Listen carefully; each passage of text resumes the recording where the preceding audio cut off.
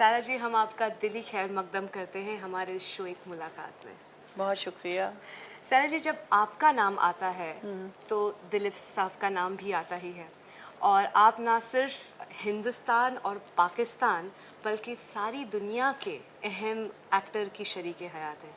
तो क्यों ना गुफ्तगू भी उसी मौजू से शुरू की जाए। क्यों नहीं, क्योंकि ये तो मेरा बहुत पेट और फेवरेट सब्जेक्ट है, तो बिस्मिल्लाह।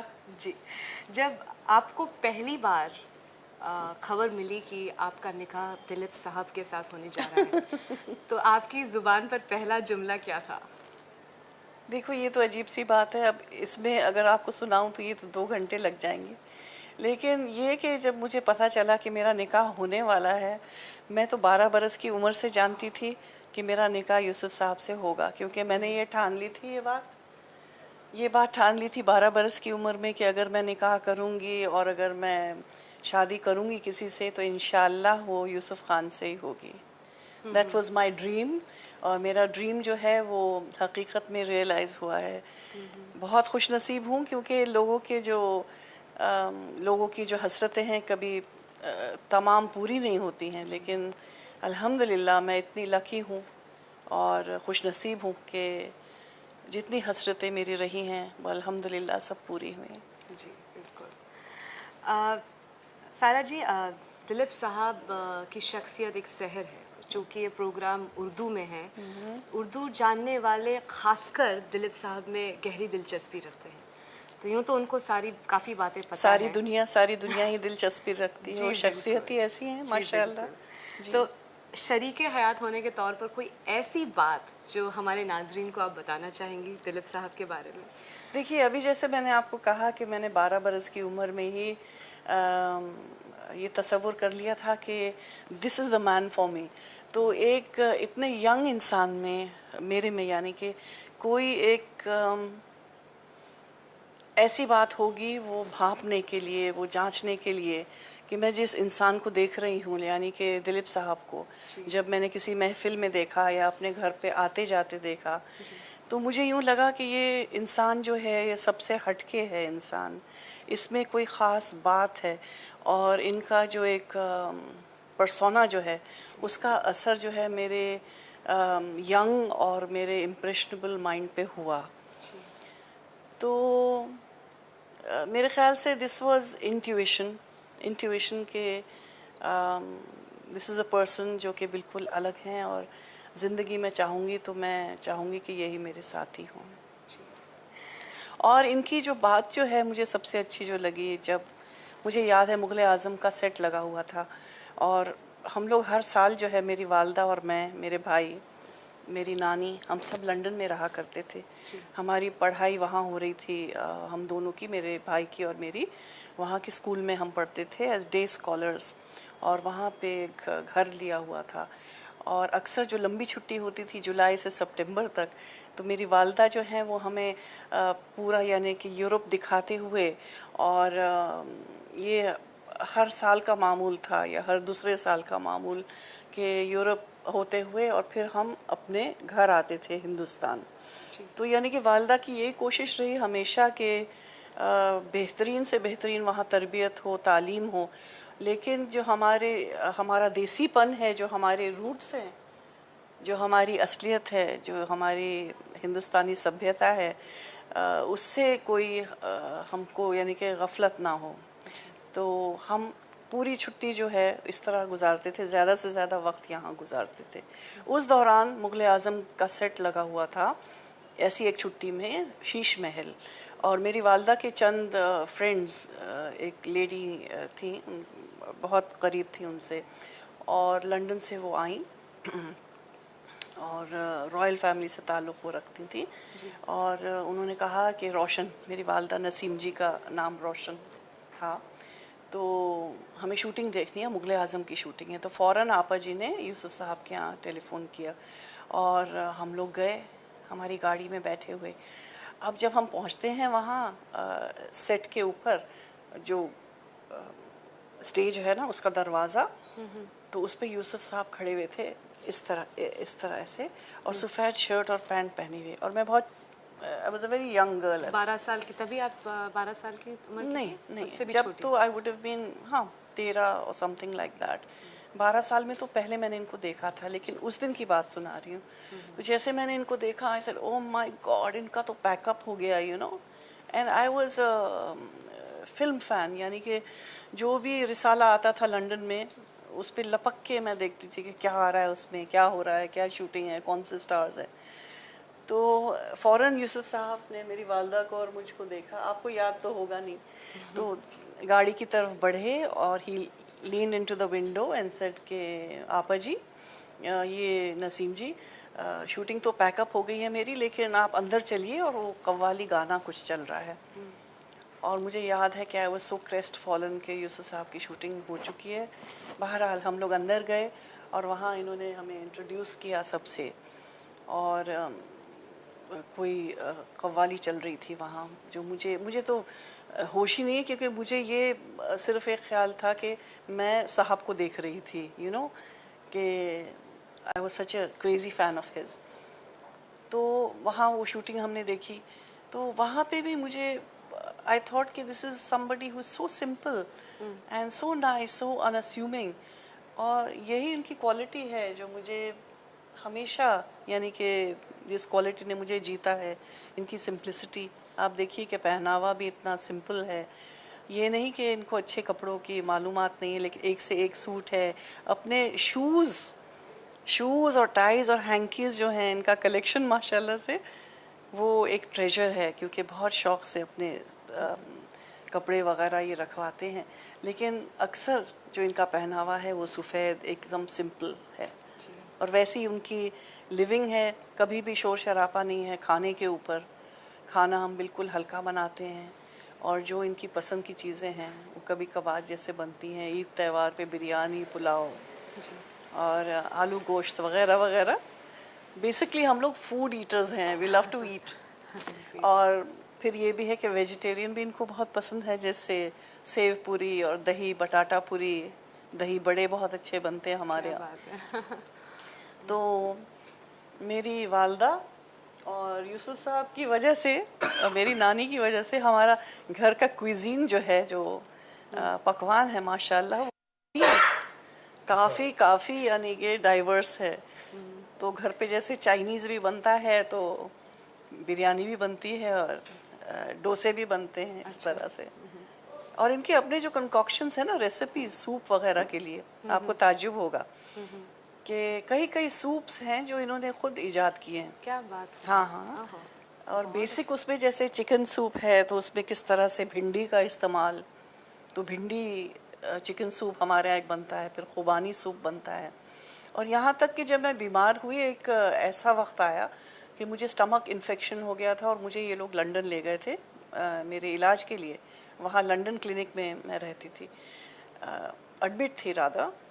अब साहब ने वहाँ के रेस्टोरेंट्स में जाके, और जिस घर पे हम रहते थे वहाँ ऐसे कंकॉक्शंस डिवाइस किए इन्होंने और मेरी वालदा ने, कि उस रेस्टोरेंट के अंदर वहाँ वो नाम रखा गया कि this is, you know, Dilip Kumar special. एक सफ़ेद चिकन होता था, बिल्कुल कम घी वाला, बिल्कुल ही हल्का सा उसमें मक्खन पड़ता है, और हरा धनिया है, हरी प्याज है, और थोड़ा सा मक्खन एंड कैप्सिकम। तो that is Dilip Kumar special chicken. Creativity सिर्फ फिल्म्स तक नहीं लिमिटेड रही। नहीं नहीं, बहुत क्रिएटिविटी है। अभी जो आप लोगों ने जिक्र किया, इनसे इंटरव्यू लिया कि बहुत अच्छे स्पोर्ट्स स्टार रहे हैं, हाँ जी। लेकिन बहुत लोगों को शायद ये नहीं मालूम हो, और कुछ को मालूम हो, कि बहुत ही टैलेंटेड सिंगर भी हैं ये, और अल्लाह की देन है। अल्लाह की देन है, क्योंकि मेरी grandmother, she has been a great classical artist.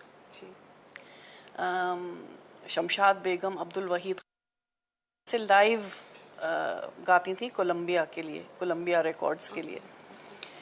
तो अम्मा जी जब रियाज़ करती थी, तो यूसुफ साहब साथ में बैठ के जब गुनगुनाते थे तो कहते थे कि सुभान अल्लाह। मेरी अम्मा जी कहती थी, यूसुफ मियाँ आपके गले में ऐसी अच्छी मुर्कियाँ हैं, इट इज़ गॉड्स गिफ्ट, आप ज़रूर सीखिए, आप ज़रूर सीखिए।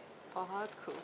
हाँ, बहुत अच्छा। और सितार भी बहुत अच्छा बजाते हैं, वो तो आपको इल्म होगा कि जब कोहिनूर की शूटिंग हुई थी, I have got to learn this, मुझे बाद में पता चला कि जब शूटिंग हुई तो इन्होंने मेरे ख्याल से चंद महीने या एक साल भर खूब ऐसी प्रैक्टिस की, और वाकई यानी कि जो सरगम वगैरह जो आलाप इन्होंने सब प्ले किए हैं वो अपने आप इन एक्चुअलिटी प्ले किए हैं। अक्सर हम लोग तो है ना वो हाथ घुमा देते हैं सितार के ऊपर, यूं, पर इन्होंने तो उस तरह से इन एक्चुअलिटी प्ले किया है।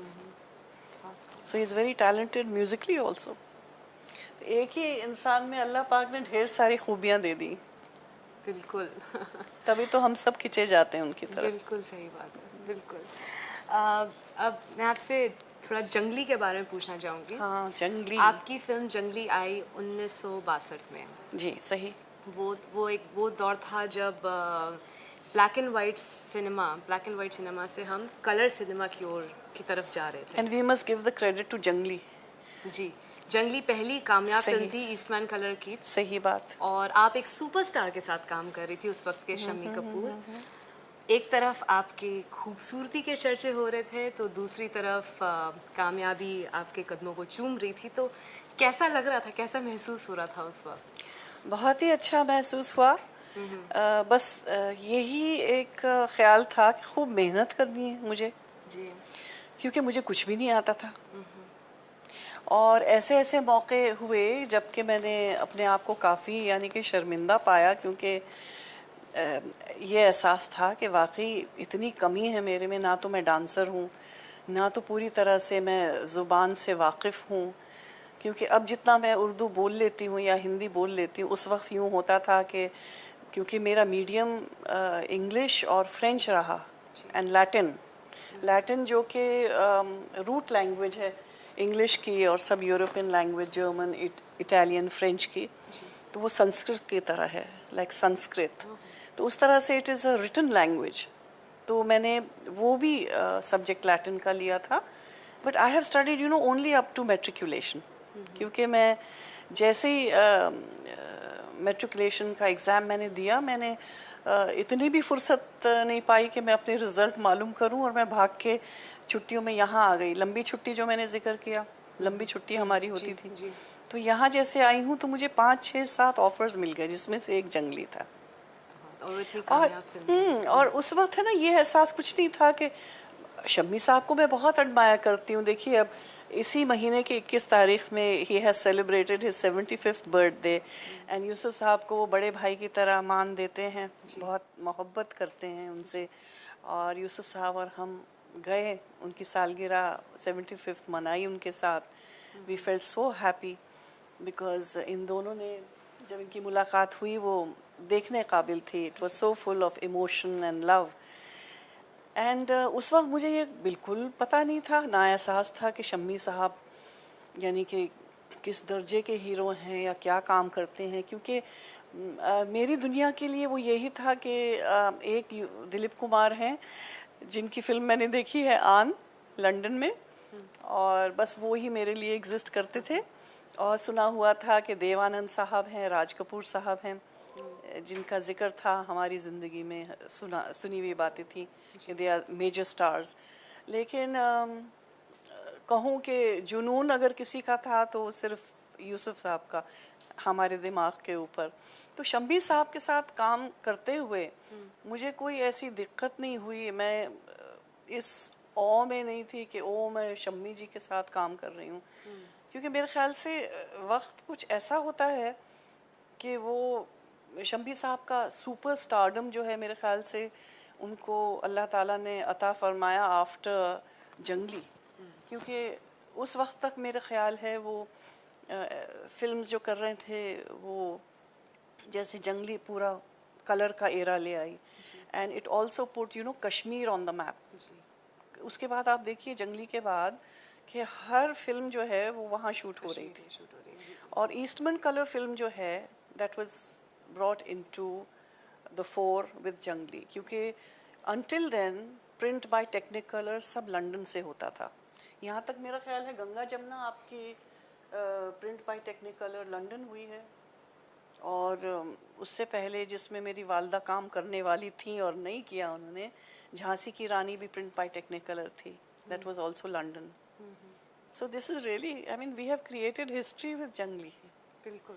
और उसके साथ साथ क्या हुआ जंगली के साथ कि जैसे कि कलर आया, उसका दौर आया, तो उसी तरह से कॉस्ट्यूम्स, मेकअप, गेटअप्स, मेकओवर्स, क्योंकि मेरी वालदा ने, I think she is the first lady जिन्होंने कॉस्ट्यूम्स डिज़ाइन करने शुरू किए मेरे लिए। ज्वेलरी जो मेरे लिए बनती थी फिल्म्स के अंदर वो कस्टम मेड होती थी। जी। और हैरानी की बात है कि जितेंद्र के जो अंकल होते थे वो ज्वेलरी उन्होंने, he brought the jewellery you know to my mother's place, फिल्मी जो ज्वेलरी होती है। और जितेंद्र मुझे सुनाते हैं कि he had come to meet me along with his uncle at that time. तो आपा जी मेरी वालदा यानी कि ना सिर्फ कॉस्ट्यूम्स बनवाती थी, ज्वेलरीज भी बनवाती थी, असली भी मेरी, अच्छा। And also for film custom made. और आज तो आप देखिए कितनी सहूलत है कि कितने ही डिज़ाइनर्स हैं। बिल्कुल बिल्कुल। तो आपा जी started the Aayi Milan Ki Bela sari also, you know crepe crepe silk, trends शुरू कर दिया। क्रेप सिल्क वो लाई into fashion design and with beautiful embroidery, जो मेरे घर पे ही मेरे एम्ब्रॉयडर्स होते थे, तो घर पे ही वो सब तैयार होती थी चीज़ें।